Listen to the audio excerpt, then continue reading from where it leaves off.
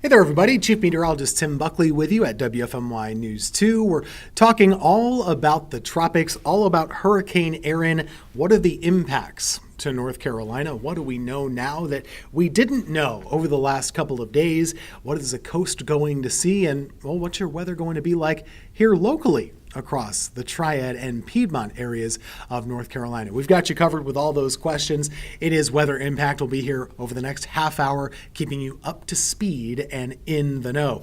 First things first, we're going to get started with the hurricane. Where else? Well, here is Erin as of the 5 o'clock advisory earlier this evening. We did notice that the wind speed and the overall intensity of the storm has gone down a little bit over the last day. There are a couple of factors kind of working against it. Hurricanes have their reasons for strengthening. They also have their reasons for weakening a little bit. And in this case, the way that Erin has been spinning today has been in a weakening position due to two factors. One of those being dry air working against the system. Hurricanes hate dry air, but also something that we call wind shear. Winds that can tear and twist or lopside the system a little bit. That's what's been affecting Erin today, and you'll notice the intensity has gone down. Now it's at 105 mile per hour winds. Still a strong hurricane, still a powerful storm. Doesn't really change the impacts to North Carolina all that much. But something you should know is that they can have these fluctuations in intensity a little bit. A couple of things that I've been noticing or taking away from this is that we're really noticing the storm moving more northerly. It's not moving northwest anymore. It's moving more of a north-northwest direction. So still a little bit of a westward component here, but overall we're starting the process of straightening this thing out. And it's important that we do that because otherwise the storm would head our way, and we're not expecting that to happen. It's been gaining latitude, which means it's moving northward now as well. The forecast path on this thing has not changed. It's a Category 2 hurricane. That's changed, but the track and the path really has stayed very consistent. And kudos to the National Hurricane Center on this thing. I tell you, they've kept their forecast basically the same all week long. They haven't made very many adjustments. And so what you're left with is a very consistent message. The path of this is going to stay offshore of North Carolina.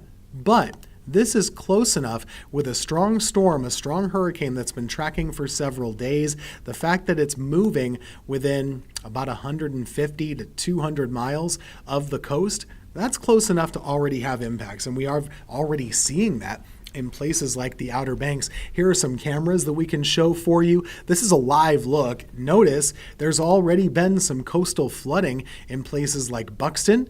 Hatteras has had some issues as well. All of that sand on the roadway. It just goes to show you how vulnerable Highway 12 really is. And that's going to be something that we keep an eye on for the biggest impact. And that's why they evacuated those islands. Not the whole Outer Banks, but Hatteras and Ocracoke Island have had evacuations, and with good reason. Once 12 gets flooded, it can get damaged and it can need repairs. And if that's the case, you just can't get out. There's nowhere for you to go. And so residents, I'm sure, might be deciding to stay, but they are encouraged to leave. All visitors had to get out. That started yesterday. Let's show you the futurecast on this. This is tomorrow. The storm is still pretty far away tomorrow. The reason they're having these coastal overwashes and problems with the sea, we already have what we call an onshore flow. What is that? Well, an east wind pushing against the sand dunes for a couple of days, that's pushing up and pushing up the water. And it's creating what we know as storm surge. That's going to continue to be a bit of a factor for a couple of days. And until that's gone, you're going to continue to have these issues with the sand and the water just kind of adding up on the roadways. Most of the state doesn't even know the hurricane's here. Even in Wilmington, it won't ever really get all that windy. The biggest impacts to most of the coastline, don't go swimming. The rip currents have been dangerous already. There have been so many rescues, and that's something to consider.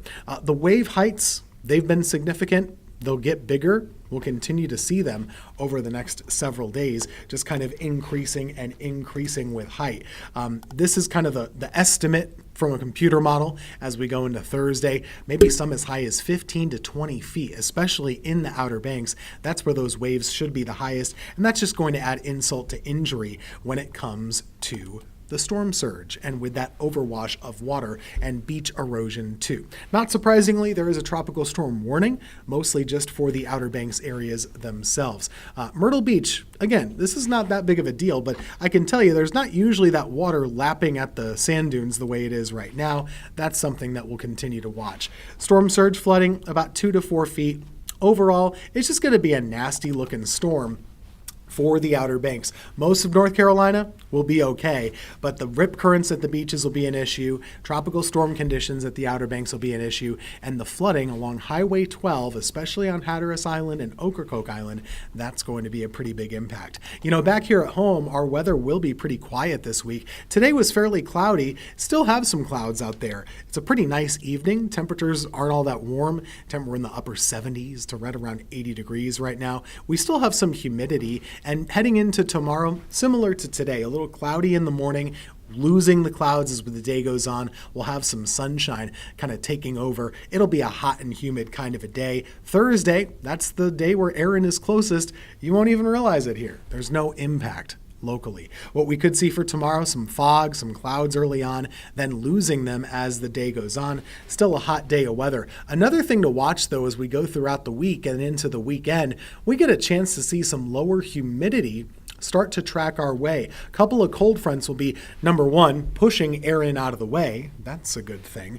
But also, behind it, we're lucky enough to hopefully get some lower humidity. Check this out. These are low temperatures. Forecast low temperatures for next Tuesday. There is the possibility that we have some pretty dramatic cooler fall air. Wouldn't that be something?